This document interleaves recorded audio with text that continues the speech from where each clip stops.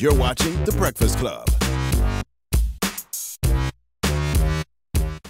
Morning, everybody. It's DJ NV Angela Yee, Charlamagne the God. We are The Breakfast Club. We got a special guest in the building. My favorite corporate thug motivator. Gary Vaynerchuk. Good morning. Welcome. Morning. I can't tell you how much priceless advice Gary V gives me. A couple weeks ago, Gary hit me up. He was like, look, man, I'm glad that you got a New York Times bestseller. You're promoting your book. That's great. But, it starts to get a little redundant. You got to give something to the people. Mm-hmm. You got to give the people something. It's true. It's like, yo, meet me in Washington Square Park. You got some books on you? And we did just like meet and greet. Did you even know where Washington Square Park was, or did you have to I know it was that. So we just we tweeted out that we was going to be there, and it was just like a mob scene. Mm-hmm. And, he just gave out mad merchandise. I gave out books. 300 books in like 4 minutes. Yeah, absolutely. Yeah, I mean, look, I think everybody who's listening knows. And listen, when I got a book coming out in January 2018, and I'm going to be throwing right hooks too. Right. Get the book, buy the book, get the book. But mixing that up with like giving something back, or like just flipping the camera to your face and just saying thank you. Right. Like, people's attention is the asset now. Like more than money, more than stuff. Like I want people's attention. Like when somebody's gifting you their attention instead of with all the things, with Netflix, with video games, with life, with everything that's going on, music. If somebody's giving you a minute, 2 minutes, 3 minutes in your feed or on a video on YouTube, or listening to this show, guys, like this is their attention. It's the number one asset. So when people are giving you that much attention, anybody who's trying to build something and trying to sell their beats to get a job, whatever it may be, you need to be thankful that anybody's even listening. Right. That's true, because I do have that help me Yee at Gmail, and a lot of people email me on that. And whenever I have some time, I'm on a flight or I'm sitting around waiting for to do something, I go on there and I just answer people's questions. And sometimes they're just happy that you responded and paid attention. It blows their mind. They know you're busy, right? And you're doing your thing. The other thing is doing that on email. That's one-on-one, and they feel it. Doing that in public, it's why I do, we're going to do some call-ins. Like, the reason I do the Ask Gary Vee show is your advice to that one gal, Sally in Arkansas, that's actually advice for another 500, 1,500 people, which is why using social to answer people's one-on-one questions, or if you ask them permission after you email them, can I post this on my Facebook or things of that nature, you can help another 100 or 1,000. Yeah, I post the questions on Instagram, too. Love it. And I think it's very important. I don't ask, though. But Listen, if they're asking you, right? I take their name out. I got it. It's very important to say to garner attention by doing the right things as well, though. Right. Yeah, I mean, because at the end, if you do the wrong things, you can get all the attention in the world. Eventually, it plays out in a negative. Like, karma's practical. Like, I love all these kids that think there's passive income and are going to get rich real quick. Everybody's trying to figure out that game. It just doesn't exist. Well, let me ask you, the one thing that I get all the time, and I'm sure Yee does all the time, is, hey, I have this money. What can I invest in? Yes. And it's very difficult because I invest in feelings. You know what I mean? Like, if I feel a product, I invest in it. If I feel a property, I invest in it. Angela and I felt this juice bar, and we bought a juice bar. So last time I challenged you, and you helped a lot of people out. A lot of people were able to go to the $5 store, and it's funny, I still go to the $5 store. I thought it was a dollar store. No, it's Five Below now. There's Five Below. There's Five Below as well. There's flea markets. Still got Dollar General. Marshalls, Dollar Let me tell you Generals. about Five Below just quickly. The trolleys that they sell at 7-Eleven for $2.99 at Five Below is $5. So you can bubble trolleys and make money. But anyway, so I'm gonna challenge you again. Okay. I have my son doing all this. Challenge you again. Somebody has a little bit of money. They don't know what to do with that money.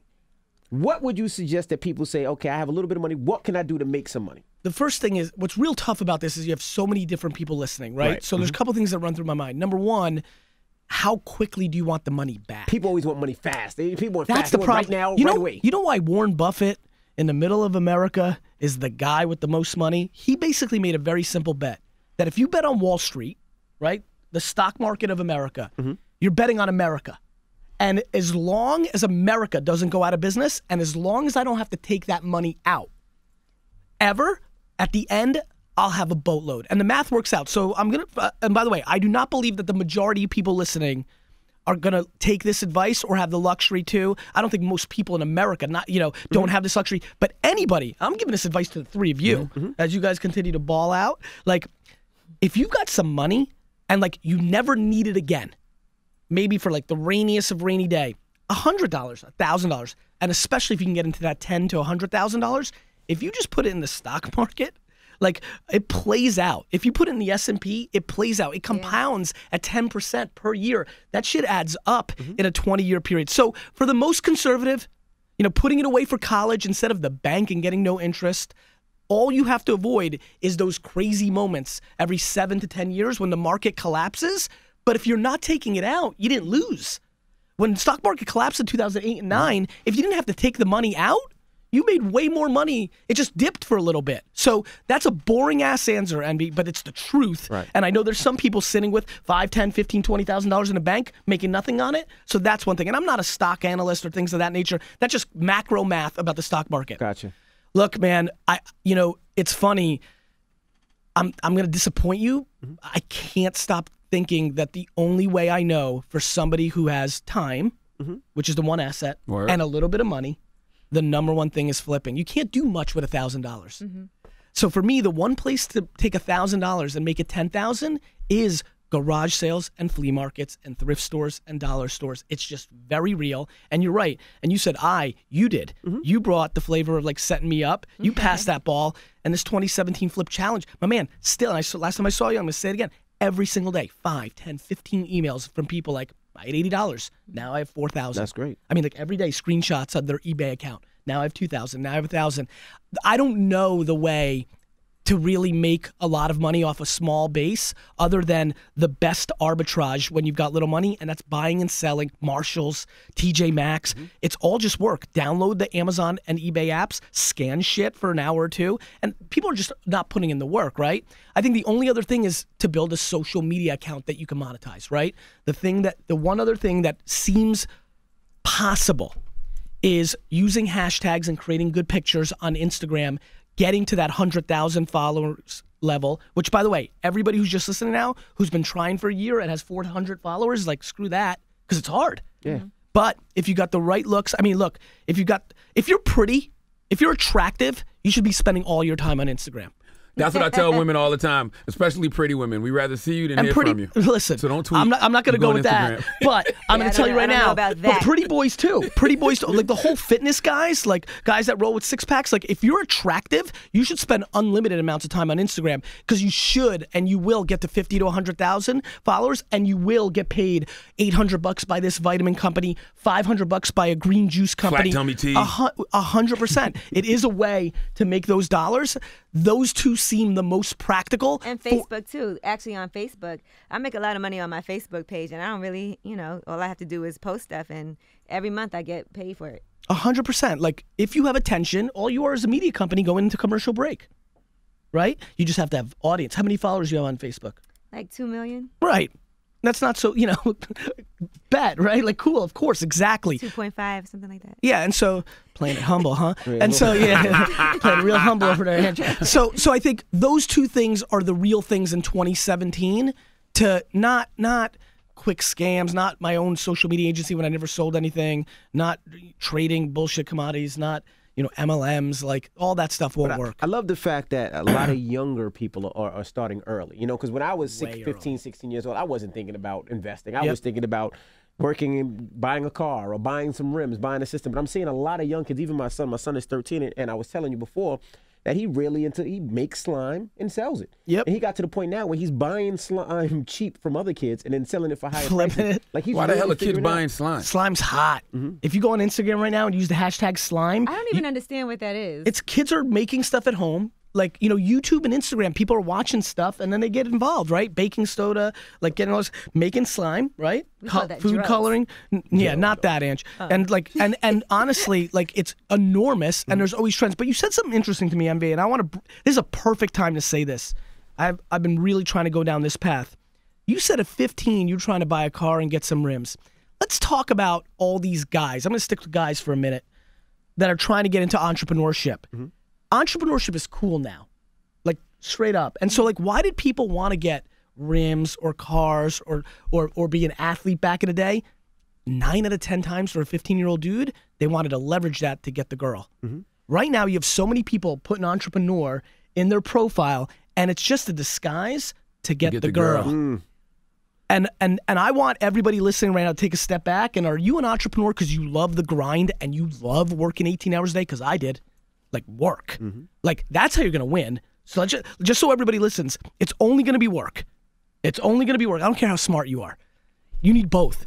So it's only going to be work. So take a step back, 16-year-old Charlie, real quick, and decide, are you doing this because that's the thing that looks good right now because you want to hook up with Sally, or are you doing this because you love the game? Because if you love the game, you will win. It's just a matter of time. But if you're doing it for something else, usually a physical item that then you arbitrage to get the girl, you're going to lose. But don't you need some type of motivation? I mean, if you watch like even the Social Network movie, A Girl with Zuckerberg. That's not true, though. That's a bullshit fucking story. Do you know that? Hollywood fucks shit up. Like, that's just not a real story. It's great for the movie. It's just not a real. It's just not real.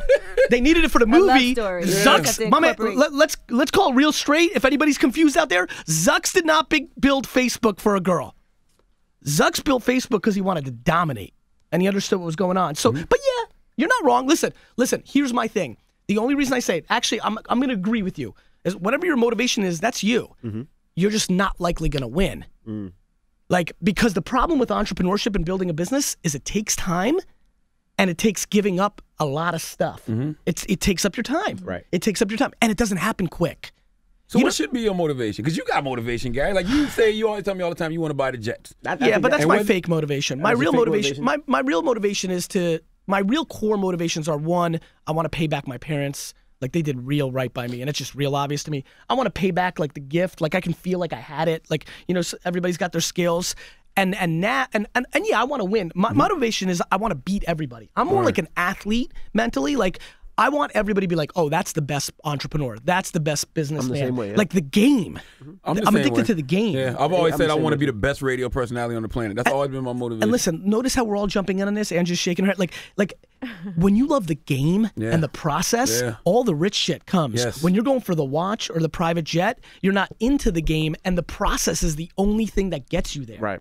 Now, one thing I was going to say is another piece of advice 100%. that I think is good. I just recently did this panel called Winning Plays, right? Okay. And they actually had some students in there, too. It was like some students that were like ice skaters in Harlem and from the Boys and Girls Club. Okay. And one thing that I do think is good also is to attend things that interest you. Open your mind. Right, and it's a great way to network also, because networking is really important for people. I feel like if you want to be successful and make money, you have to really sometimes get out and do it. And part of getting out and doing it is going to these panels that are available to you. A lot of times they're free. All of these events where you can actually meet people or go up to people and make sure you follow up afterward. Don't just show up and then go home and get the information, but also make sure you make those connections, because a lot of times things have happened for me because I was in the right place, met the right person, followed up with them, and then later on, it doesn't have to happen right away. It could be years later, the opportunity came. You know, it's interesting. The startup that I've been waiting for is the Tinder for business, like the Tinder for networking, right? Because people are scared. They stay in their subcultures. You know, you were talking, I was thinking about my parents, because they had a thick Russian accent. They were embarrassed of their accent. I'm sure a lot of people listening right now with immigrant parents, like, people don't know. Like, I see you shaking your head. People don't, right? Yeah, he knows. People don't, if you don't have immigrant parents, you actually don't know this. You don't know how much of a stigma it is to somebody who comes to America at 25 and has that thick accent. They don't go out and network. They're embarrassed by it. So, you know, how much money you've got, what neighborhood you come from. Meanwhile, we got things like meetup.com. I'm going to get real practical again. You know, you put me in that mindset every time I come in this booth. Meetup.com. Unlimited events, all free. And Ange, honestly, you probably dropped the best line right now, because the truth is, it's always going to be who you know, not what you know. Forever. The reason people should go to good colleges is because your roommate is connected. Like, you know, it's always, and forever who you know. And a lot of people sit and dwell. And I always say this, I'm like, look, the only people that are willing to listen to you complain and see how shitty it is the people that love you, your mom, and your other loser friends. Right. And so the way to break that is to go to places where people are motivated. And when you can go to a meetup in Midtown, even though you may live in a suburb that doesn't have anything going on, that's how you shake that first hand that changes the course of your life. Is that why you do all the meetups and stuff like that? 100%. That's the one thing I disliked about college and myself. Go ahead. When I was in college, I was kind of I wasn't social. Yeah, you I stayed kept in to your myself, and I tried to figure 2 or things 3 out other myself. people. So when I graduated, I didn't have a lot of friends in a lot of different places and a lot of connections. So the grind was a lot harder for myself because I didn't have that. Yo, what are you doing? Like, oh, I'm gonna call. I didn't have that. That's the one thing I would say I would take back. If you're in school or you're doing these business meetings, or a lot of realtors go to these mixes, make sure you speak, make sure you talk, make sure you have business cards, and communicate with each other. Let me say something real important. There's a bunch of kids right now thinking, but yeah, what am I going to say?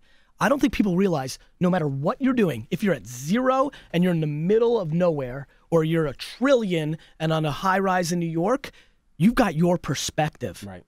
Like there's a lot of people, right? Like you've got your perspective, and you just need to own that. Like, I got nothing. I live with this, but this is how I see it. I have immigrant parents from India. This is how we see culture. Like you never know. Like everybody's doubting themselves instead of thinking about, what do I have? I have my perspective. I have my ear to the streets in this little block. This is what I know.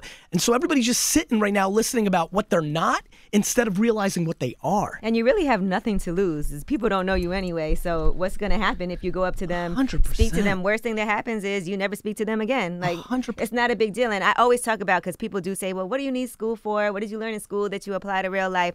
But I did a lot of programs, like when I was younger. I was in a lot of educational programs, and I went to college. And even if you see me now, a lot of people that I work with or do things with, I went to school with at some point in my life. All right, we got people on the line that want to holler at Gary V. 800-585-1051. Hello, who's this?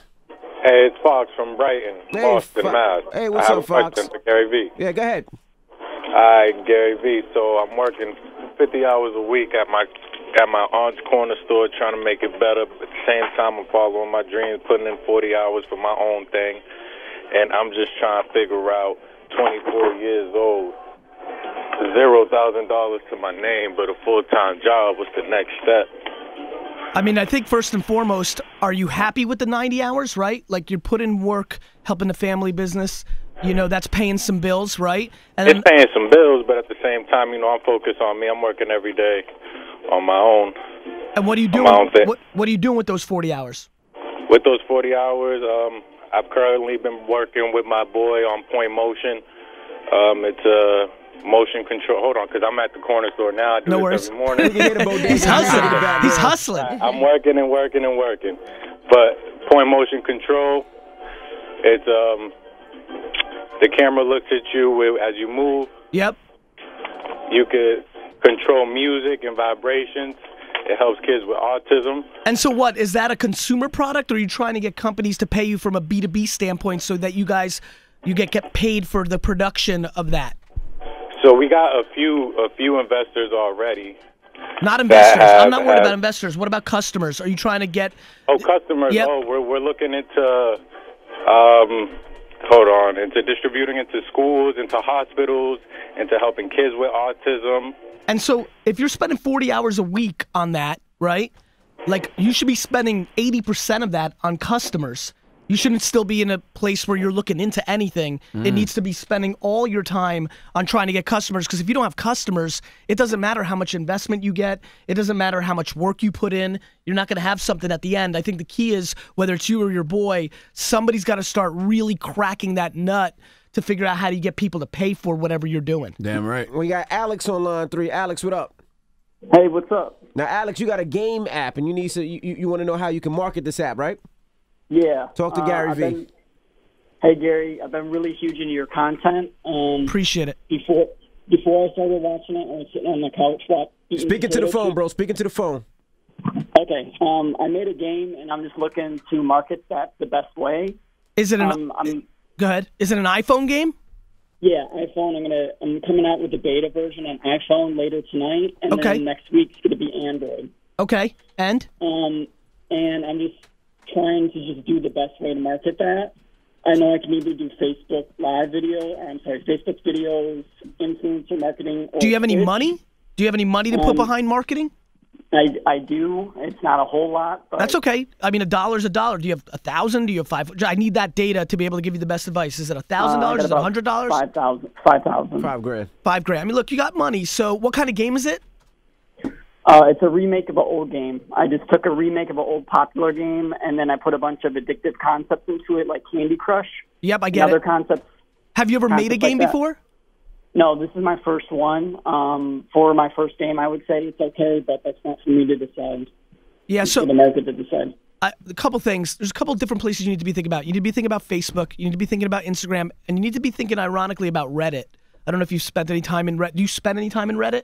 We lost him. We lost him. Okay, so, I mean, for everybody who's listening, like Reddit is a community that you can go into and start becoming part of the gaming community. I love Reddit. Right? You spend time on Reddit? Mm-hmm. You know, obviously there's culture there. You learn a lot about stuff, but don't go spamming in there like I got a game, download it. Become part of the community months, years in advance. And then Facebook ads. He can run ads on Facebook all day that are 20, 30, 40, 50, 60, 70 cents in theory for awareness, $4 or $5 for 1,000 people to see it. Maybe 4 to 5 of them will like it. And so I would say Facebook ads, influencers. I'd reach out to people who have 50, 100,000 people on Instagram and pay them $100, $200 to give a shout out to the app, showing their hands, playing it. Right. Those are the 3 places that come to mind. We got a real question on the line. Joe Quan, you got a real question for Gary V, right? The other questions were real? They were fake questions? I have a real question.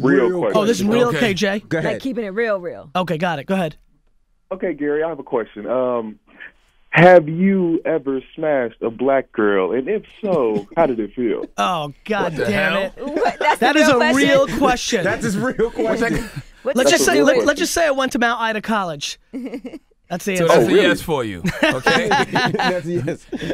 All right, that's a yes. Now we have Audrey on the line. Is Tokyo Audrey, Joe listening? Good morning, Audrey. Hey. Hey, what's your question for Gary V? And be so happy with himself. My question is, I just had it and now it's like, oh my gosh, I'm talking to him. Anyway, my question is, how do you not let your hustle game fire die with all the things that can happen in life that, life throws at you? How can you let your hustle what?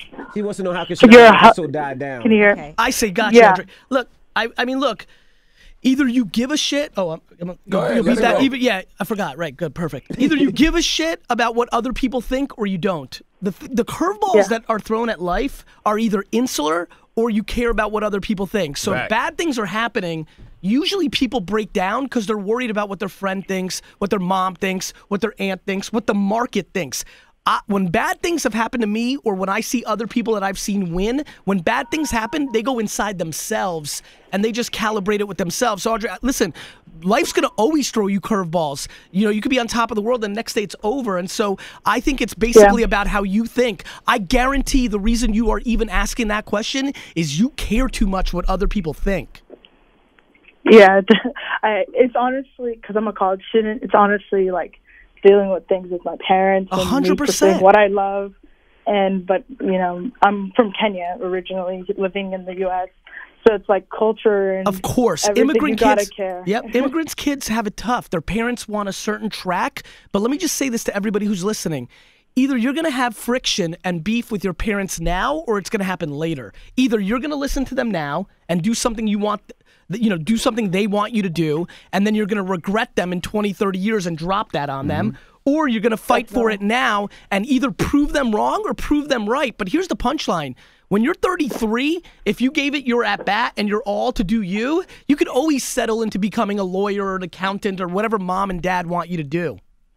And they're going to be happy with you later on once you're successful anyway. Absolutely. This is the last call. James is 16. He's a teenager. What's up, James? Hey, what's up, guys? How are you? I'm glad you're thinking like this already. What's your question for Gary V? I was wondering, I'm 16 years old, and like you said, I love entrepreneurship. I love business, and I started my own social media agency, marketing. But I'm not an expert by any means. I listen to his podcast all day, every day, and I'm trying to learn. I guess what my question is what I want some advice on what I should be doing for the future. And I already know this shit takes years to do, but I just want some advice from him to see what he would say as to what to do for the future.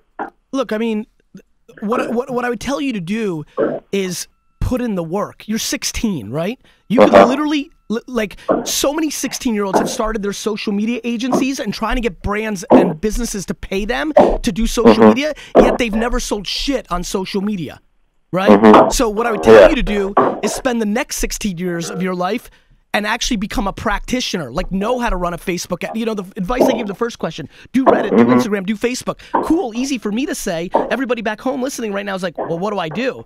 That's the key. You got to go to Google, look it up. You got to test. You got to try things. You got to become a practitioner. I could tell you to play basketball, but what does that mean? You got to go and shoot. You got to go and dribble. I could tell you to get into better shape. What does that mean? You got to go do push-ups. You got to go run on the treadmill. Right. My man, this is about doing. So what's my advice? Instead of pondering and coming up with a strategy or knowing you want to be successful, you got to put the fucking dirt under your fingernails. What does that mean? Have you run my man, don't bullshit us right now. Have you run a Facebook ad? Have you gone into the ad product and run a Facebook ad? Yes, I have. How much money have you spent on Facebook ads in your career? Not for me, but for one of my clients, a real estate agent. I was just a test ad. It was $50. Right. So that means you just haven't had a lot of experience yet, right? Like you need to get. I just want. I want some. Like I'm doing a lot and I'm testing a lot. It's just I want it's not tactics. I want. How do I say this? Like, just macro? Know what to do. Yes. It's the same advice I gave to the last person. It's the same advice I've given on all 3 appearances here. It's the same advice I'm going to give to my last breath. This is an inside game. Here's my advice. Only fuck with yourself in your own mind and don't give a fuck about what anybody else says. The end. Right. That's my total model. That's it, man. I believe that. And I mean it too. And at 16, it's hard. You care what your friends think. You care what your parents think. You care what people you look up to think. You just got to go there. It's the best track. When I listened to your podcast when you were 14, and you said you were 14 and 15, you said you're on some other shit in your head. Yeah. I feel like for some reason I'm on that shit. Like I live in Miami, and I'm surrounded by. I'm sorry. I live in Miami, and I'm surrounded by all of these people who don't know what they're doing. All they care about is partying. Yep. But like you were saying, I disregard them. I still have friends and family. Of course. Like I'm paying attention to what I need to do. You're focused. I won't stop until I get there. So listen, man, now the best part plays out, right? In 15 years, we get to double check and see if you did or you didn't. There you go. Good luck, James. I look forward to seeing you in the future. Thank you Can't wait, so James. much. Stay with it. My favorite advice from Gary Vaynerchuk is when the young lady walked up to you and said, "Give me 4 words to motivate 3, you." but 3 words. I said 4 because I combined you and R. Yeah. You're gonna die. You're gonna die.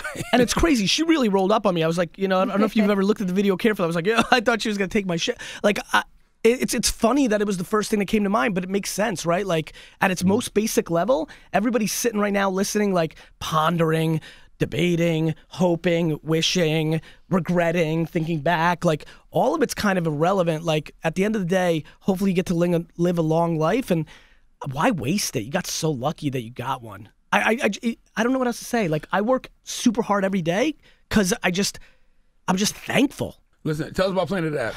So, me and 3 international superstars, Gwyneth Paltrow, will.i.am, and Jessica Alba, see pitches for apps in the App Store. We want to then mentor them, more like The Voice, right? Okay. Like we help them, and then over 6 to 8 weeks, we get them ready, and then they go in front of Lightspeed, one of the biggest VCs in the world, backers of Snapchat and stuff of that nature, and they gave away tens of millions of dollars to some of the apps. And 10 episodes, Apple Music. And you guys all have lots of very successful businesses. Jessica Alba has the Honest yeah, she's a beast. company, and Gwyneth Paltrow has Goop. Beast. I mean, and Will's really into tech and AI and things of that nature, and a real kind of creative genius. It was super fun. Look, I was like the 4th wheel, right? Except that it was my world, right? Everybody in America knows who those 3 are, but for me, it was a great advantage because that was my world. I come from startup investing and app stuff, so it's been real good for me, man. Or you like it? I loved it. Yeah, like for me, I want improv. I love doing this with the 3 of you. Like, I like when the cameras are on. I like when the mic is hot. I just can't see you sticking to a schedule for that long. Like, we need you for this. We need you for this amount of episodes. Well, listen, here's what's amazing. When people throw ridiculous amounts of money at you, you change your fucking schedule. Facts. That's real facts right there. And right? That's about as real as it gets. Listen, the $1 million man in wrestling in the 80s was the smartest person that I ever saw. He said, everybody's got a price. And it's amazing, and I bet all 3 of you feel this. Can you believe, for the 4 of us, from where we started, can you believe the things you say no to? Yeah. Oh, absolutely. Oh, man. When I say no to somebody offering me $100,000 to give a speech, and I say no, And then I think and I take a step back. This is more money than I made in most of my 20s. Because you don't got time. Because your time becomes right. But you know, like, by the way, I want everybody who's listening to understand, I don't say that lightly. I don't think I'm cool. I'm just trying to tell you a story. When from 25 to 30, I didn't make 100. And I can pass on that at 41. That's when you put 20 years of work and put your head down and work 18 hours a day and don't give a crap about what anybody says about you. That's why you take risks. You know why you come in and say hello to somebody and shake their hand? Because if they shit on you, you don't give a fuck. That's the breakthrough. There you have it. Well, Gary V, we appreciate you joining us as always. I appreciate it. It's the Breakfast Club. It's Gary V.